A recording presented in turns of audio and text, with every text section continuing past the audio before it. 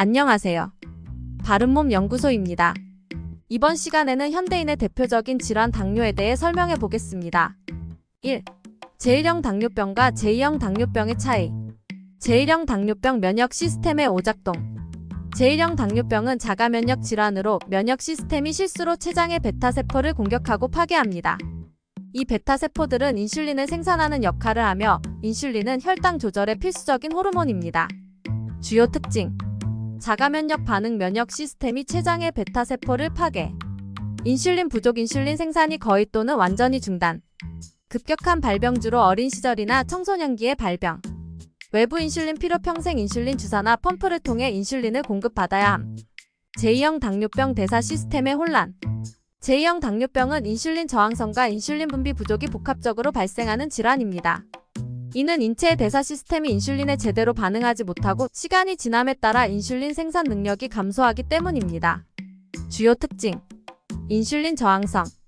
신체 세포가 인슐린에 제대로 반응하지 않음. 인슐린 분비 부족. 췌장이 충분한 인슐린을 생산하지 못함. 점진적 발병 성인기에 서서히 발병 비만과 생활습관이 주요 원인. 다양한 치료 방법 식이요법 운동 경구 혈당 강화제 필요시 인슐린 치료 등으로 관리 가능. 비교 제1형 당뇨병과 제2형 당뇨병. 발생 원인. 제1형 당뇨병 자가면역 반응으로 췌장 베타 세포 파괴. 제2형 당뇨병 인슐린 저항성과 분비 부족이 복합적으로 발생. 발병 시기. 제1형 당뇨병 주로 어린 시절이나 청소년기에 급격하게 발병. 제2형 당뇨병 성인기에 서서히 발병, 최근에는 소화 비만 증가로 인해 어린이에게도 발병. 증상. 제1형 당뇨병 다뇨, 다갈, 다식, 급격한 체중 감소, 피로, 시야 흐림 등이 급격하게 나타남. 제2형 당뇨병 비슷한 증상이지만 점진적으로 나타나며 초기에는 자각하기 어려움. 치료 방법. 제1형 당뇨병 인슐린 주사나 펌프를 통해 외부에서 인슐린 공급. 제2형 당뇨병 식이요법 운동 경구 혈당 강화제 필요시 인슐린 치료 등으로 관리. 2. 당뇨병의 대표적인 합병증 메커니즘. 고혈당과 세포 손상 인체의 세포와 혈관에 미치는 영향. 당뇨병의 근본적인 문제는 혈당이 지속적으로 높아지는 고혈당 상태입니다. 고혈당은 인체의 세포와 혈관의 다양한 방식으로 손상을 초래합니다. 글리케이션 고혈당 상태에서는 포도당이 단백질, 지질, 핵산과 비효소적 반응을 일으켜 최종 당화산물 AGS를 형성. 이는 세포 기능을 방해하고 염증 반응을 유발하여 조직 손상을 초래. 산화 스트레스 고혈당은 활성산소 종아로S의 생성을 증가시켜 세포막, 단백질, DNA를 손상시키며 염증과 세포 사멸을 유도. 염증 반응 고혈당은 만성 염증 상태를 유발, 이는 혈관벽을 손상시키고 다양한 조직의 기능을 저하시킴. 대표적인 합병증과 그 메커니즘. 심혈관 질환 고혈당은 혈관 내피세포를 손상시키고 염증 반응을 유발하여 동맥 경화증을 초래. 이는 혈관벽에 플라크가 형성되고 동맥이 좁아져 심장마비, 뇌졸중 등의 위험이 증가. 신경병증 고혈당은 신경세포의 대사 과정에 영향을 미쳐 독성 물질 축적 및 혈액 공급 부족으로 신경조직 손상. 이는 통증, 무감각, 감각 이상을 유발. 신장병증 고혈당 상태에서 신장의 사구체가 손상되어 여과 기능 저하. 활성산소와 염증 반응이 사구체 기저막을 두껍게 만들어 단백질 누출을 초래. 이는 신부전으로 이어질 수 있음. 망막병증 고혈당은 망막의 미세혈관을 손상시켜 혈액 공급이 원활하지 않게 만들. 이는 새로운 혈관이 형성되지만 약하고 쉽게 파열되어 출혈과 망막 부종을 유발, 시력 저하나 실명으로 이어질 수 있음. 3. 2030대의 당뇨병 추세. 현대사회의 변화와 젊은 세대의 건강. 당뇨병은 전통적으로 중장년층에서 주로 발생하는 질환이었으나 최근 2030대 젊은 층에서도 급증하는 추세를 보이고 있습니다. 이는 현대사회의 변화와 젊은 세대의 라이프 스타일이 건강에 미치는 영향을 잘 보여줍니다. 생활습관의 변화, 디지털 기술의 발전으로 신체 활동이 부족해지고 불규칙한 식습관과 고칼로리, 고당분 식품 섭취가 증가.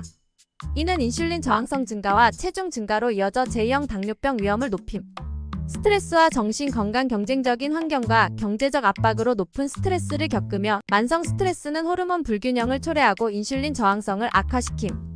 수면 부족 역시 신진대사를 방해하여 당뇨병 위험 증가. 유전적 요인과 환경적 요인. 당뇨병에 가족력이 있는 경우 발병 위험이 높으며 환경적 독소 노출도 인슐린 저항성 증가에 기여. 2030대 당뇨병의 영향과 예방법. 영양 개인의 건강뿐만 아니라 사회경제적 측면에서도 큰 영향을 미치며 의료비 증가와 생산성 저하로 이어질 수 있음. 예방법. 운동과 신체활동 규칙적인 유산소 운동과 근력 운동을 통해 인슐린 감수성을 높이고 체중을 관리. 건강한 식습관 균형 잡힌 식단을 통해 영양소를 골고루 섭취하고 가공식품과 고당도 음료 섭취를 줄임. 스트레스 관리와 충분한 수면 명상, 요가, 취미활동 등을 통해 스트레스를 관리하고 충분한 수면을 취함. 정기적인 건강검진 혈당 수치를 확인하고 조기에 발견하여 관리. 4. 당뇨와 GI 지수의 관계 혈당 관리의 과학적 원리. GI 지수란 무엇인가? GI 지수는 특정 음식이 섭취 후 얼마나 빠르고 많이 혈당을 상승시키는지를 나타내는 지표입니다. GI 지수는 0에서 100까지의 척도로 표시되며 포도당의 GI 값을 100으로 기준 삼습니다. 높은 GI 70 이상 음식이 빠르게 소화 및 흡수되어 혈당을 급격히 상승시킴. 중간 GI 56-69 혈당 상승이 중간 정도로 나타남. 낮은 GI 55 이하 음식이 천천히 소화 및 흡수되어 혈당 상승이 완만함. GI 지수와 혈당 조절. 고혈당 방지 당뇨병 환자는 인슐린 기능이 저하되어 혈당을 효과적으로 조절하지 못함. 높은 GI 식품을 섭취하면 혈당이 급격히 상승하여 인슐린 요구량이 급증함. 낮은 GI 식품은 혈당을 천천히 상승시켜 인슐린 요구량을 줄이고 혈당 변동을 최소화. 인슐린 감수성 개선. 낮은 GI 식품을 꾸준히 섭취하면 인슐린 감수성이 개선되어 세포가 인슐린에 더 잘 반응하여 포도당을 효율적으로 흡수. 식욕 조절과 체중 관리. 낮은 GI 식품은 소화가 천천히 이루어져 포만감을 더 오래 유지, 이는 과식을 방지하고 체중 관리를 도움. GI 지수와 식단 구성. 낮은 GI 식품의 예통곡 물질이 보리, 현미 등 과일, 사과, 오렌지배 등 채소, 당근, 브로콜리, 시금치 등 콩류, 렌틸콩, 병아리콩, 검은콩 등 유제품, 저지방, 우유, 요구르트 등. 높은 GI 식품의 예정제 탄수화물, 백미, 흰빵, 콘플레이크 등 당분이 많은 간식, 케이크, 쿠키, 사탕 등 가공식품, 감자칩, 크래커 등. 균형 잡힌 식단. GI 지수뿐만 아니라 단백질, 지방, 섬유질이 풍부한 식단을 고려.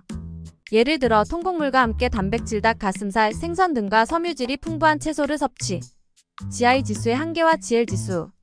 GI 지수는 중요한 지표이지만 음식의 혈당 반응을 완전히 설명하지는 못함. 음식의 섭취량을 고려한 혈당부와 GL 지수도 함께 고려하는 것이 유용. GL 계산법. GI 탄수화물질 100. 낮은 GL 10 이하 혈당에 미치는 영향이 적음.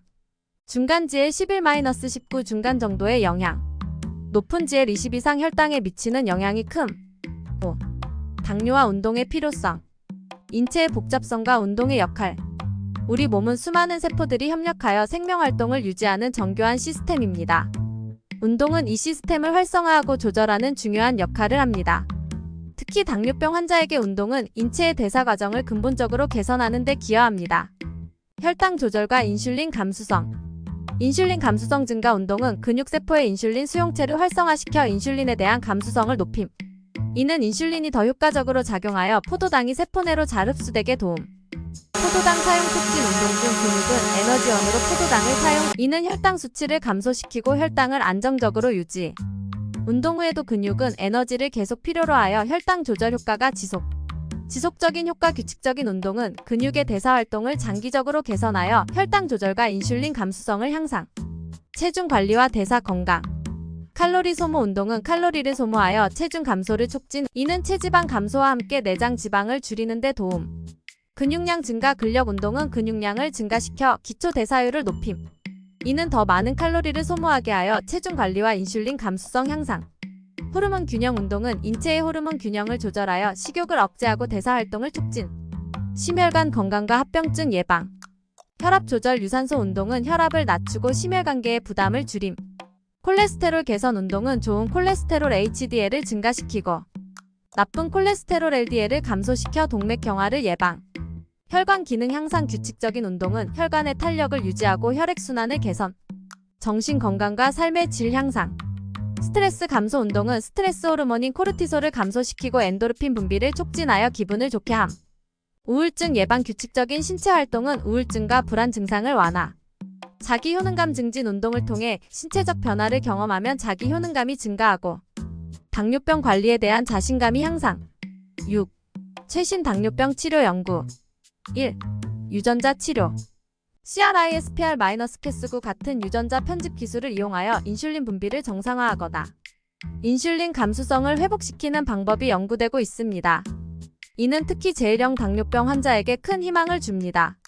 2. 줄기세포 치료. 줄기세포를 이용하여 인슐린을 분비하는 베타세포로 변환하고 이를 이식하는 방법이 연구되고 있습니다. 이 기술은 파괴된 베타세포를 대체하여 제1형 당뇨병 환자의 근본적인 치료를 목표로 합니다.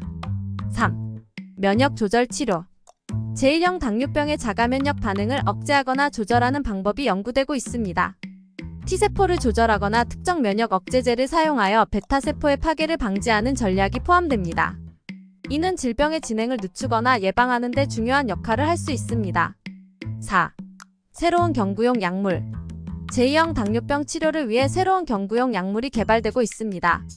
SGLT 억제제와 같은 약물은 신장에서 포도당의 재흡수를 억제하여 혈당을 낮추는 데 효과적입니다. 또한 GLP-1 수용체 작용제는 인슐린 분비를 촉진하고 식욕을 억제하여 혈당 조절과 체중 감소에 도움이 됩니다. 5.